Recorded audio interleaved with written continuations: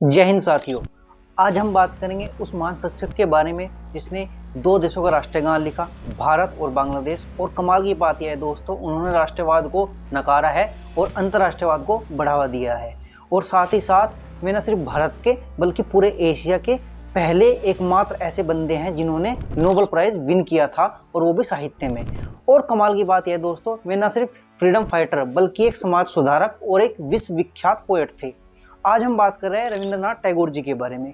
तो वीडियो को शुरू करने से पहले दोस्तों एक काम कीजिए, वीडियो को लाइक कीजिए, शेयर कीजिए और कमेंट कीजिए वीडियो पसंद आए तो, और चैनल को सब्सक्राइब कर ले ताकि हमारी वीडियो सबसे पहले आप तक पहुंचे। तो इस वीडियो में आज हम बात करेंगे दोस्तों कि आखिर जो रविंद्रनाथ टैगोर जी है वो राष्ट्रवाद के क्यों खिलाफ थे और अंतर्राष्ट्रवाद को क्यों उन्होंने बढ़ावा दिया। और दूसरा पॉइंट आज हम इस वीडियो में डिस्कस करेंगे दोस्तों कि भारत का राष्ट्रगान जब इन्होंने लिखा तो उसमें क्या अड़चने आई और उसके खिलाफ क्या बोला गया, और आखिर कैसे भारत का राष्ट्रगान अपनाया गया। रविंद्रनाथ टैगोर जी की जो ये रचना थी भारत भाग्य विधाता, इसके बारे में आज हम फुल्ली डिटेल में बात करेंगे। तो वीडियो शुरू करते हैं बिना किसी देरी के। लिए चलता हूं दोस्तों आपको 1905 में। सन 1905 का टाइम था। उस टाइम पे अंग्रेजों ने विभाजन किया था जिसको बोलते हैं बंग भंग।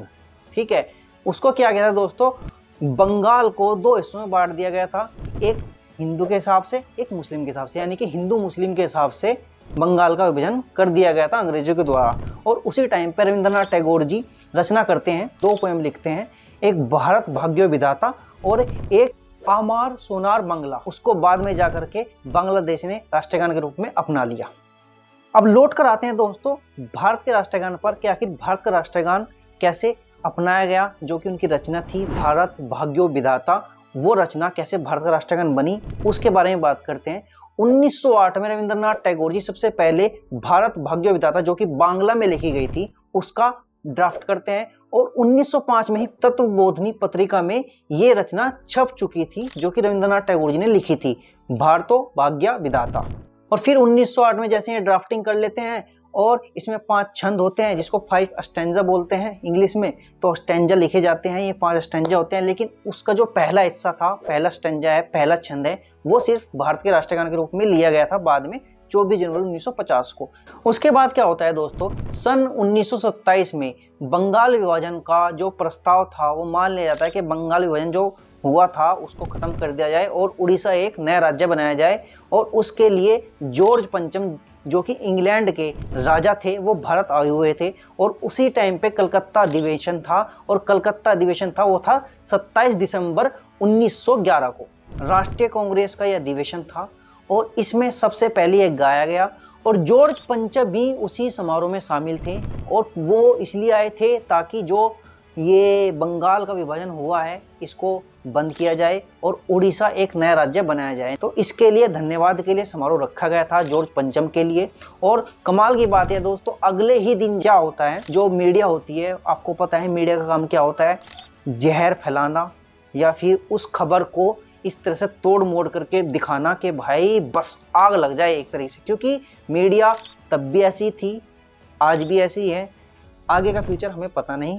तो इसी समारोह में दोस्तों ये जन गण मन जो है वो गाया जाता है, लेकिन इसमें धुन नहीं होती है। उसके बाद जॉर्ज पंचम के लिए, उनके सम्मान के लिए एक और कविता गाई जाती है। रामभुज चौधरी उनका नाम था जिन्होंने ये गाई थी, और कविता का नाम था या गीत का नाम था हमारो बादशाह या बादशाह हमार। लेकिन मीडिया ने इसको पलट के दिखाया, क्योंकि उस टाइम पे इन चौधरी साहब का नाम फेमस नहीं था, और फेमस नाम किसका था, रविंद्रनाथ टैगोर जी का। तो मीडिया ने क्या दिखाया, जॉर्ज पंचम के सम्मान में जनगण मन गाया गया, और कुछ लोगों ने इसको मान लिया। किसी को थोड़ी ना पता था कि ये आगे चल करके भारत का राष्ट्रगान बनेगा, लेकिन कुछ लोकल जो मीडिया थी या इंटरनेशनल मीडिया थी, जो भी थी, कुछ मीडिया में ये भी छपा था कि जो अधिवेशन है, अधिवेशन का जो शुरुआत हुई है वो रविंद्रनाथ टैगोर जी की एक बहुत ज़बरदस्त गीत से हुई है जिसका शीर्षक था भारतो भाग्य विधाता। फिर सन 1941 में दोस्तों कमाल की बात यह है, सुभाष चंद्र बोस क्या करते हैं, इस गाने को गाते हैं, धुन भी बन जाती है इसकी, और धुन बनाने वाले व्यक्ति होते हैं कैप्टन राम सिंह, इसका संगीत प्रदान करते हैं, यानी कि जो धुन है, जो धुन बजाई जाती है वो कैप्टन राम सिंह ने इस जनगण मन को दी है। और उसी समय कैप्टन आबिद अली ने इसको हिंदी में ट्रांसलेट किया था जो कि आप जनगण मन आप हिंदी में देखते हो, वो इन्होंने ही ट्रांसलेट किया था और धुन बनाई थी आपके इन राम सिंह ने। और बाद में थियोसॉफिकल कॉलेज की डीन मार्गरेट ने इसका अंग्रेजी अनुवाद किया और इसके बाद ये सभी भाषाओं में अनुवादित किया गया, यानी कि सभी भाषाओं में ट्रांसलेट बाद में किया गया।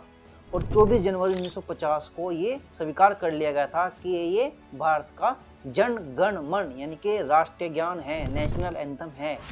हमारे भारत के राष्ट्रीय गान को लेकर बहुत सारे विवाद भी है। उसमें से एक मुख्य रूप से जो विवाद है वो ये है कि जो भारत का राष्ट्रीय गान है वो जॉर्ज पंचम के सम्मान में गाया गया था, जो कि मैंने आपको बताया ऐसा बिल्कुल भी नहीं था। हकीकत में कुछ और है, मीडिया ने सिर्फ इसको तोड़ मोड़ करके गड़बड़ करके दिखाया था।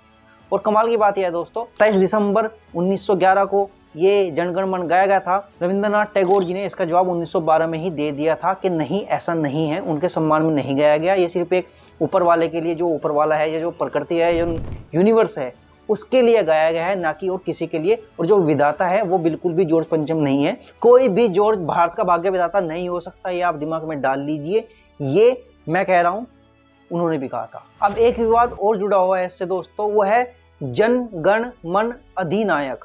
ये जो अधिनायक है, अधिनायक का अर्थ कुछ लोग यहाँ बताते हैं तानाशाह, लेकिन हकीकत यह है दोस्तों, अमर्त्य सेन जो है उन्होंने बताया था कि इसका जो अर्थ है वो है नेता। लेकिन कमाल की बात यह है दोस्तों, जन का मतलब होता है जनता और गण का मतलब होता है जो समूह होते हैं उनको गण कहा जाता है। मन, मन का मतलब होता है हृदय, और अधि मतलब सर्वोच्च, और नायक का मतलब होता है महापुरुष की जय हो, यानी कि जनता के दिलों के सबसे उच्च सर्वश्रेष्ठ महापुरुष, महान पुरुष की जय हो, ये इसका अर्थ है।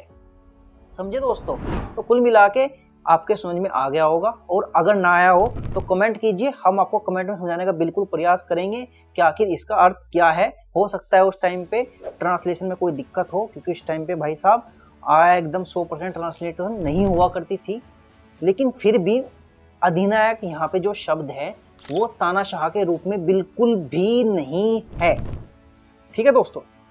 और बांग्लादेश तो आपको पता ही है दोस्तों, और सोनार बांग्ला वो रचना बांग्लादेश का राष्ट्रगान कैसे बनी, उसके ऊपर पूरी वीडियो में जरूर आपके लिए अलग से लेकर आऊँगा, उसको देखेगा जरूर। फिलहाल बस आप इतना समझ लीजिए, वो भी 1905 में ही लिखी गई थी। अब बात करते हैं दोस्तों, राष्ट्रवाद को रविंद्रनाथ टैगोर जी ने क्यों नकारा है, उसके क्यों खिलाफ थे, और अंतर्राष्ट्रवाद के बहुत बड़े वो प्रशंसक थे, उसके पक्षधर थे। सिंपल सा समझाता हूँ दोस्तों आपको एक एग्जाम्पल के द्वारा। मान के चलते हैं आप एक सड़क पर जा रहे हैं, आप अपनी बाइक से हैं या गाड़ी से हैं या साइकिल से हैं या कैसे भी हैं, और उसी समय पर एक बहुत बड़ा आयोजन हो रहा है, कुछ भी हो सकता है, किसी भी धर्म, किसी भी जाति, किसी भी समुदाय का वो समारोह है, और उस टाइम पे बहुत भीड़ है, लेकिन आपको देख करके बहुत सारे बच्चे या बहुत सारे नौजवान सीटी मार रहे हैं और पुलिस भी वहाँ पर है, और पुलिस उनको कुछ नहीं कह रही है। क्यों? क्योंकि उनके हाथ में एक झंडा है जिसे भारत का झंडा कहा जाता है, और अगर किसी के हाथ में हो तो उसे इजाज़त मिल जाती है किसी की बेटी, बहू या लड़की को छेड़ने की। क्यों? क्योंकि वो राष्ट्रवादी है। उस टाइम पे पुलिस भी उसको कुछ नहीं बिगाड़ सकती। हो सकता है उसको सीएम ने ऊपर से ऑर्डर दे रखे हैं कि भाई अगर इनके ऊपर कुछ भी गलत किया तो पेले जाओगे, सस्पेंड हो सकते हो आप। तो इसको बोलते हैं सड़क छाप राष्ट्रवाद, और इसी राष्ट्रवाद के खिलाफ थे, ना कि वैसे वाले राष्ट्रवाद जो कि कई लोग इनके ऊपर आरोप लगाते हैं कि ये देश के खिलाफ थे।